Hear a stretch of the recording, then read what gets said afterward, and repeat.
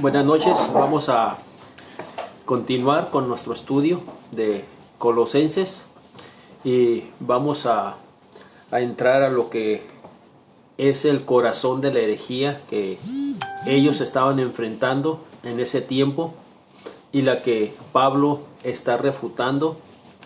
Y muchas veces tenemos que conocer lo que estamos encarando, la situación que estamos viviendo, lo que se nos está enseñando. Es bien importante tener ese conocimiento de la palabra de Dios. El no tener un conocimiento correcto de la palabra de Dios, entonces la gente puede ser confundida creyendo que es bíblico, pero no es bíblico. Y por eso es importante que tengamos los estudios, aprendamos a poder descifrar qué es lo que se nos está dando, qué es lo que se nos está enseñando. Muchas veces, porque vienen las personas y tienen cierto respeto, cierta reputación, aceptamos todo, damos por hecho que todo es correcto. Pero la Biblia nos dice que probemos los espíritus. Y para eso, pues tenemos que colar todo lo que se nos enseñe, todo lo que se nos diga respecto a Dios, a la palabra de Dios, a través de la misma Biblia. Y vamos a orar para que sea Dios el que nos guíe, que sea Dios el que nos lleve y nos enseñe a través de su Espíritu Santo y que podamos llegar a conocer la verdad. Y como dijo el Señor Jesucristo, la verdad que es su palabra nos hará libres. Oremos. Padre, nos ponemos en tus manos pidiendo que la enseñanza, el estudio de esta noche pueda, Señor, ser de auxilio en nuestra fe, pueda ser de soporte, pueda ser de confirmación y también, Señor, que tu palabra pueda suplir lo que estamos enfrentando en nuestra vida diaria. Te pido que tú nos guíes y que a través de tu Espíritu Santo nos abra el entendimiento para poder corregir todo aquello que no está conforme a su palabra. En el nombre de Cristo Jesús. Amén. El versículo donde nos vamos a estar ahora basando es en el versículo 8 que dice: mirad que nadie nos engañe por medio de filosofías y huecas sutilezas, según las tradiciones de los hombres, conforme a los rudimentos del mundo y no según Cristo. Y la semana pasada decía que dentro de las iglesias siempre existen muchas tradiciones, muchas cosas que se vienen haciendo, que se vienen practicando, porque así nos las fueron enseñando. Pero al buscar un soporte bíblico, un apoyo, una base bíblica para hacer lo que hacemos como lo hacemos, no encontramos ninguna base bíblica. Simplemente lo venimos haciendo porque así se nos enseñó. Pero yo creo que es tiempo de que ya nosotros empecemos a comparar nuestras prácticas conforme a la Biblia. Porque si no son conforme a la Biblia, llegamos a ser hipócritas. ¿Por qué? Porque aunque nos damos cuenta que lo que estamos practicando no tiene una base bíblica, lo seguimos haciendo. Y venimos a ser como los fariseos en el aspecto que ponemos la tradición sobre la palabra de Dios. Pero una vez que encontramos que no hay base bíblica, simple y sencillamente tenemos que abandonar tal práctica. ¿Por qué? Porque no tiene una base bíblica. Y me pueden decir, es que siempre lo hemos hecho. Bueno, y conoceréis la verdad, y la verdad os hará libres. ¿Libres de qué? Libres de estas prácticas que nos fueron enseñadas por hombres, porque así los enseñaron a ellos, y al darnos cuenta que no tienen esa base bíblica, no tenemos por qué practicarlas. ¿Por qué? Porque estamos obedeciendo al hombre antes que Dios. Dice, ¿qué fue lo que realmente dio forma a la falsa doctrina de Colosas? Pregunta, ¿Qué fue lo que realmente dio forma a la falsa doctrina de Colosas? Esa religión se basaba en las tradiciones de los hombres conforme a los rudimentos del mundo, que ya vimos en el versículo 8. La tradición humana o las tradiciones de los hombres contrastaban con la tradición de la que los cristianos han experimentado. Es una tradición totalmente diferente a lo que nosotros hemos experimentado. Los cristianos habían recibido. ¿Qué habían recibido? Versículo 6. Por tanto, de la manera que habéis recibido al Señor Jesucristo, ¿sí? No recibimos una forma de doctrina. En este sentido, usted y yo recibimos a Cristo como nuestro único y suficiente Salvador y Señor de nuestras vidas. Eso fue lo que recibimos, la persona de Cristo. Los cristianos habían experimentado a Dios en Cristo, pero los falsos maestros dependían de especulaciones y de estas especulaciones trataban de los rudimentos del mundo. Esta expresión, rudimentos del mundo, sugieren los problemas que encaraban los cristianos de Colosas, ¿sí? Era una enseñanza que no tenía base bíblica, pero era conforme a la tradición de los hombres, conforme a la manera de pensar del mundo. Y ese era el problema. Cuando tenemos una sana doctrina y vienen otros con diferentes tipos de doctrina, recuerde, doctrinas o maneras de pensar que el mundo acepta, que la gente educada, si usted quiere, puede aceptar o puede catalogar de que está bien. Entonces vienen y entran a la iglesia y quieren enseñar este tipo de enseñanza. Dice, la Revised Standard Version es una versión de la Biblia. Dice que se refiere, rudimentos del mundo, se refiere a elementales espíritus del universo, lo cual vendría a referirse a los poderes espirituales que, según los gnósticos del tiempo de Pablo, controlaban la vida y su destino.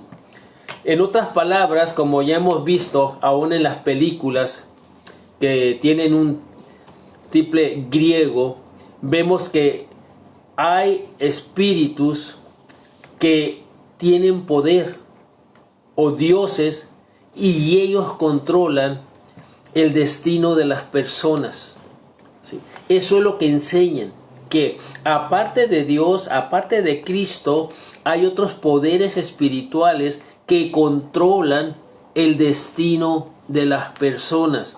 Y Pablo quiere dejar bien claro que estos espíritus o poderes espirituales no tienen nada que ver, que estén fuera del control de lo que es Dios o de lo que es Cristo. Porque Pablo viene y deja bien establecido el señorío de Cristo sobre todas estas cosas. Recuerde, muchas de estas enseñanzas eran especulaciones, no es que fueran reales, no es que así fuera, que así sucedió, no. Simplemente estaban especulando y les hacían creer a la gente que estos espíritus o entes espirituales tenían más poder que Dios. Sí, Cristo salva, sí, pero también estos seres espirituales tienen poder. Entonces era algo que ellos querían añadir a la fe. Ahora, al añadir esto, Cristo más estos entes espirituales creían hacer a la gente que eran supercristianos, que ellos tenían un conocimiento más allá de lo que cualquier cristiano había tenido en Cristo. Ese era el problema. Sí, eres cristiano. Pero mira, Si tú tienes este conocimiento secreto que nosotros te vamos a enseñar, entonces tú vas a estar sobre todos los demás cristianos. Y Pablo dice, no hay tal cosa, no existe tal cosa. Por eso es importante que entendamos que Cristo es el Señor de señores, es el Rey de reyes. No hay nadie arriba de Cristo que pueda hacer algo para que el hombre sea salvo o para que el hombre llegue a ser un supercristiano. En Cristo hay una suficiencia de la cual ningún cristiano tiene necesidad afuera de Cristo de nada. La única necesidad que tenemos es la de crecer en Cristo, la de andar en Cristo, la de servir a Cristo, la de seguir a Cristo. Esa es la necesidad que tenemos. Pero todo se basa en Cristo. Y ahí que la vida del cristiano tiene que ser cristocéntrica. Cristo es el centro de nuestra vida y de esa manera es como usted y yo llegaremos a ser usados por Dios para que aquellos que no conocen a Cristo un día lleguen a conocerlo. Ahora, regresando un poquito, de acuerdo a los rudimentos del mundo, la Revised Standard Version dice que se refiere a elementales espíritus. Esta parece ser la mejor manera de comprender el sentido de Pablo, considerando el énfasis que el apóstol pone sobre que Cristo es superior a todos los poderes. Como lo vemos en 1.15, Colosenses 1.15 dice, Él es la imagen del Dios invisible, el primogénito de toda creación. Versículo 17. Y Él es antes que todas las cosas y todas las cosas en Él subsisten. Verso 20. Y por medio de Él, criar consigo todas las cosas, así las que están en la tierra como las que están en los cielos, haciendo la paz mediante la sangre de su cruz. Versículo 10 del capítulo dice, y vosotros,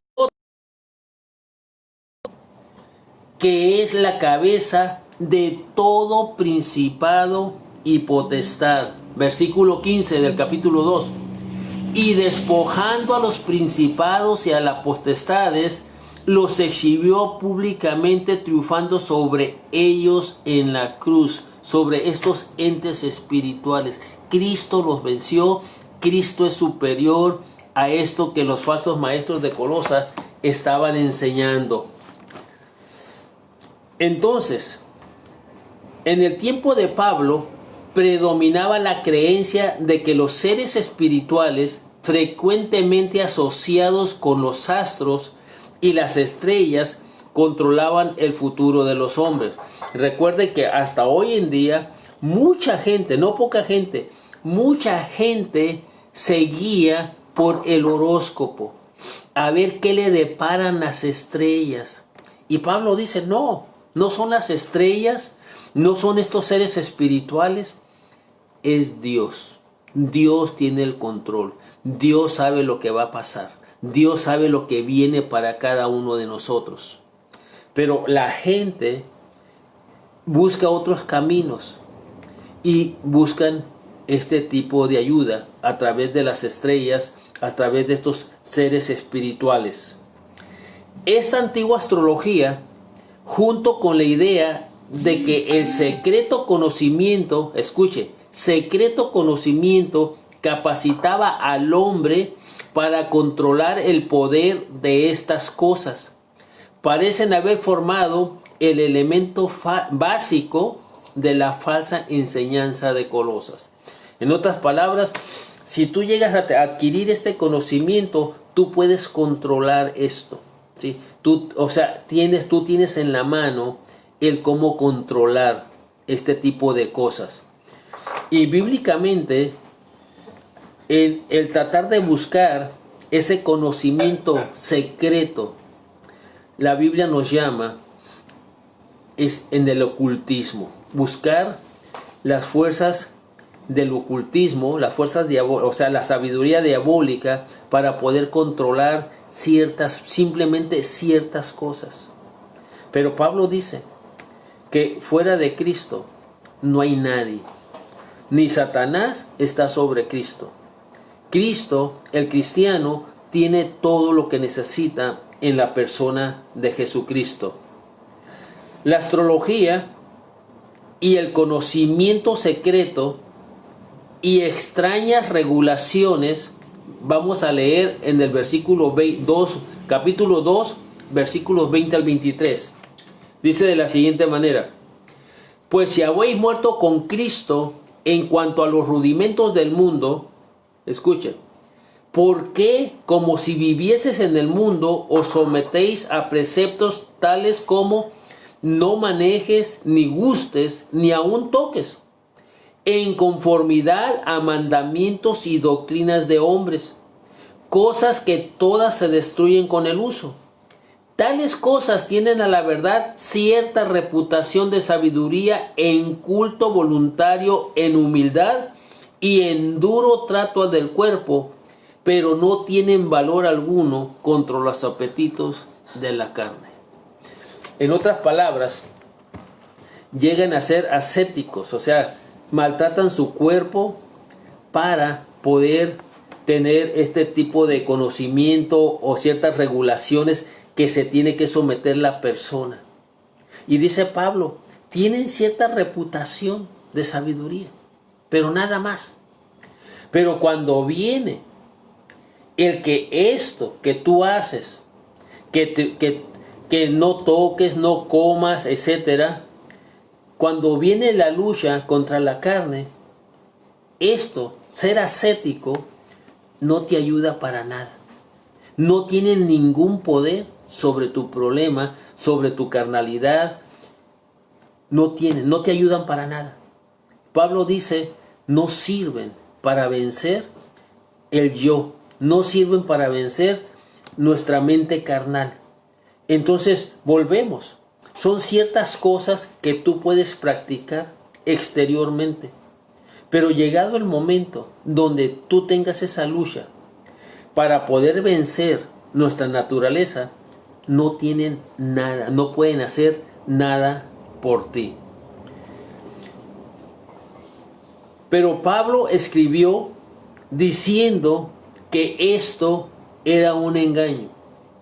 Porque los maestros de Colosas te decían a los cristianos, a los colosenses, que si ellos llegaran a obtener este conocimiento secreto, ¿sí? Este conocimiento secreto, ellos llegarían a ser supercristianos. Y Pablo dice, es mentira, esto es un engaño. Y Pablo deja bien claro, Cristo es todo lo que los colosenses necesitan. Hoy en día hay cristianos que a veces, escuche bien, buscan conocer el futuro. Recuerde que cuando el presidente Reagan estuvo en el poder, él fue con una medium para saber qué iba a pasar, ¿sí? Y era cristiano el presidente Reagan. Entonces, hoy en día, cuando llegan momentos de presión, momentos de incertidumbre respecto al futuro, muchas personas, aunque son cristianas, buscan en lugares equivocados. Sí. Y aquí lo importante, la Biblia dice, espera en Dios y Él hará. Yo no sé si usted ha vivido situaciones difíciles, económicas, psicológicas o espirituales, y que viene la incertidumbre del qué va a pasar, del qué será. Y usted quisiera saber qué hacer en ese momento de incertidumbre, qué hacer en ese momento donde tú quieres saber qué va a pasar contigo, qué va a suceder con la situación que estás viviendo. La Biblia dice, espera en Dios y Él hará. Y muchos cristianos no sabemos esperar. Y esa desesperación es la que nos lleva a buscar puertas falsas, a tocar puertas que no nos son permitidas. ¿Por qué? Porque usted quiere saber qué va a pasar, qué va a suceder. Sí. Entonces, cuando la Biblia nos dice, espera en Dios. ¿Sí? Y muchas veces nuestras actitudes, nuestra manera de hacer las cosas demuestra que no tenemos confianza en Dios. Y lo primero, ¿sí?, cuando tú pierdes tu confianza en Dios, entonces tú te vuelves una persona fácil de ser desviada de tu fe. Porque si en esos momentos de desesperación, de incertidumbre, viene alguien y te dice, ¿sabes qué? Mira, Dios va a hacer esto contigo, Dios va a hacer aquello contigo. Y si es lo que tú quieres oír, tú lo vas a aceptar. Pero la Biblia te dice, espera en Dios y Él hará. Dice en el Salmo 40, pacientemente esperé en Jehová y escuchó mi clamor. Y se inclinó, dice, y escuchó mi clamor. Me hizo sacar del pozo de la desesperación, del lodo cenagoso. Puso mi pie en roca. ¿Sí? Pero ¿qué dice? Pacientemente esperé en Jehová y escuchó mi clamor. Un día Dios va a escuchar nuestro clamor. Y no tenemos que buscar otras puertas. Es la desesperación, es la incertidumbre. ¿Por qué? Porque estamos acostumbrados a cómo se maneja el mundo hoy en día.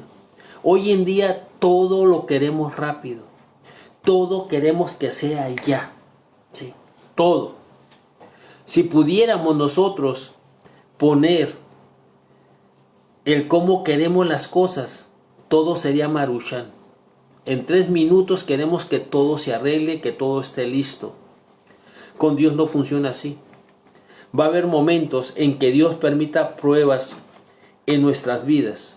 Y Dios va a permitir esas pruebas para fortalecer nuestra fe, para enseñarnos a esperar en Él. Y si usted y yo aprendemos a esperar en Dios, entonces Dios se va a mostrar su poder en nosotros, si hemos esperado en Él. Porque, vuelvo a repetir, como humanos queremos ya. Y Dios sabe cuándo y cómo. A veces Dios responde pronto, a veces pasa tiempo. Y muchos testimonios hemos dicho que Dios no se equivoca y Dios tiene su tiempo. El problema es cuando tú tienes esa necesidad, estás en esa situación, estás en ese problema, sea psicológico, sea físico, sea espiritual. Entonces Dios viene, está ahí, pero tú quieres salir ya. Y tú no sabes lo que Dios tiene para ti, lo que Dios quiere para ti. Entonces es importante que usted y yo, siempre confiando en lo que dice su palabra, siempre guiándonos en lo que dice su palabra. Ahora, como subpunto, vamos a ver la suficiencia de Cristo. Pablo va a explicar ya. Dice, ¿de qué manera podía Pablo detener a los cristianos de ser extraviados? ¿De qué manera? Con tal extraviados, con tal atrayente pero errónea doctrina. Normalmente todo lo que es falso, recuerde, todo lo que no sirve, nos lo van a presentar bonito. Recuerde lo que hacen los chinos. ¿Sí? China hace cosas muy bonitas, pero con el primer uso se acaban. ¿Sí? La ropa en la primera lavada se deshila, se desbarata, se decolora, etc. Está bonita, pero no sirve, no es duradera. Entonces muchas veces nosotros vemos, mira, pero que es interesante, o sea, qué bonito. Sí, la pregunta ¿es verdadera? ¿Es genuina?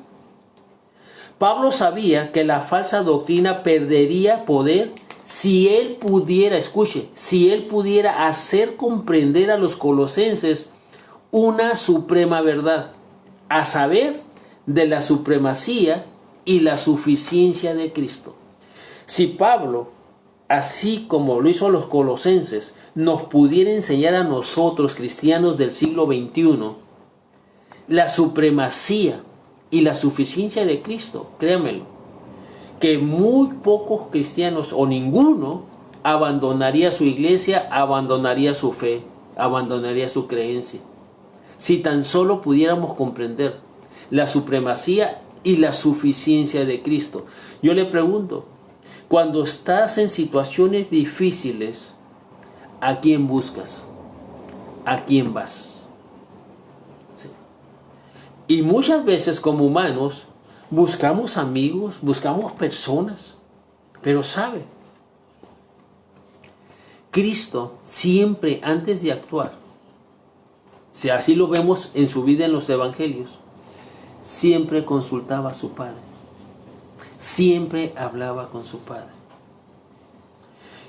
Y yo le digo que si nosotros, cuando estamos en situaciones difíciles, buscamos al hombre antes que a Dios, estamos mal.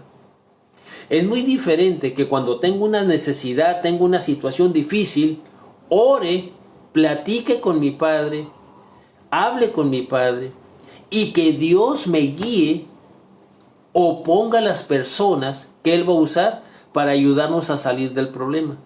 Es muy diferente a que yo como primera opción tengo el problema, voy y busco a la persona que yo creo que es la que me va a ayudar. Pero antes de eso, nuestra actitud debería, tengo un problema, en ese momento platico con mi Padre. Y créalo, Él va a traer a la persona o nos va a guiar a la persona que nos pueda ayudar. Pero ya consultamos con nuestro Padre Celestial. Y estamos acostumbrados primero a actuar y después orar. Es como cuando hacemos planes. Recuerde, hacemos planes. Una vez que tú y yo hacemos los planes, Señor, bendice mis planes. No. Antes de hacer planes, tenemos que consultar a Dios. Y que Dios nos dé luz verde para planear lo que queremos.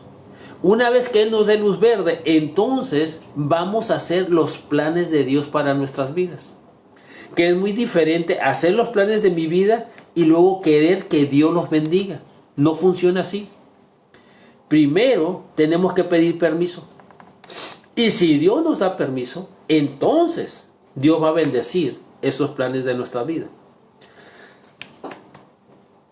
Escuchen. Así que Pablo escribió, porque en Él, Cristo, habita corporalmente toda la plenitud de la deidad. Versículo 9 del capítulo 2, es lo que dice. Porque en Él habita corporalmente toda la plenitud de la deidad. Si bien esta frase se refiere a Cristo, su sentido va más allá. El verbo habitar está en tiempo presente. Escuchen, Cristo es diario. Cristo es divino no solo por su nacimiento. Cristo es divino no solo por su nacimiento, sino también por su vida terrenal y su continua existencia después de la resurrección. Probablemente el término plenitud era usado por los falsos maestros para referirse los elementales espíritus, los cuales, según ellos enseñaban, estaban desplegados en el universo. Pero Pablo, como lo hizo antes en el versículo 19 del capítulo 1, que dice de la siguiente manera: por cuanto agradó al Padre que en él habitase toda la plenitud, le dio al término un distinto sentido, la verdadera plenitud. Escuche, En Cristo habita la verdadera plenitud. No era una línea de poderes invisibles. Todo estaba en Cristo. La deidad que el hombre necesitaba para su redención no estaba diseminada, habitaba corporalmente o total. Ahora Pablo remacha su argumento. Escuche, vosotros estáis completos en Él.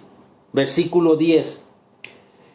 Y vosotros estáis completos en Él, que es la cabeza de todo principado y potestad. La experiencia personal de la redención que los colosenses conocían era la prueba final. Una real experiencia con Cristo demuestra su suficiencia más poderosamente que cualquier palabra. El confiar en Cristo sigue la única verdadera forma de comprender su poder. Él puede dar plenitud de vida, porque en Él habita corporalmente la plenitud. Cristo satisface las necesidades de toda persona que crea verdaderamente en Él. De la plenitud de la deidad, su capacidad para redimir a las personas que confían en Él es absoluta. Ningún cristiano tiene que inclinarse ante autoridad o poderes reales o imaginarios. La solución no está en bajo qué estrella hemos nacido. El cristiano vive bajo el señorío de Cristo. Para concluir, yo le pregunto, ¿bajo qué señorío vive usted? Próximamente, los domingos, vamos a estar hablando del ego. Somos cristianos, pero todavía habemos cristianos que no hemos renunciado al yo. ¿Bajo qué señorío estás tú? ¿Todavía controlas tu vida? ¿Todavía decides tú lo que vas a hacer? ¿O tú estás viviendo bajo el señorío de Cristo? ¿Estás seguro que estás haciendo lo que Dios quiere que hagas? ¿O estás haciendo lo que tú quieres hacer? ¿O estás viviendo tu fe como tú quieres vivir tu fe? Totalmente diferente a lo que Dios tiene para ti, a lo como Dios quiere que tú y yo vivamos nuestra fe. Yo te invito a que recapacites, pregúntate, seamos honestos, Y si no estamos bajo el señorío de Cristo, es un tiempo para recapacitar, pedir perdón y decirle al Señor, ayúdame a vivir de acuerdo a tu voluntad. Renunciemos al yo y dejemos que Dios guíe nuestra vida a través de su palabra. Oremos. Padre, gracias por tu palabra.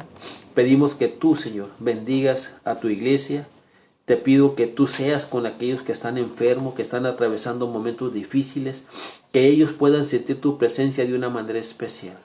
Te pido, Señor, por aquellos que han escuchado tu palabra, que ellos, Señor, o nosotros podamos empezar a corregir aquello que no está de acuerdo a la manera que tú tienes de vivir para nosotros. Ayúdanos a ser de buen ejemplo, de buen testimonio y permítenos ser de bendición, porque se lo pedimos en el nombre de Cristo Jesús. Amén. Que Dios me los bendiga, hermanos.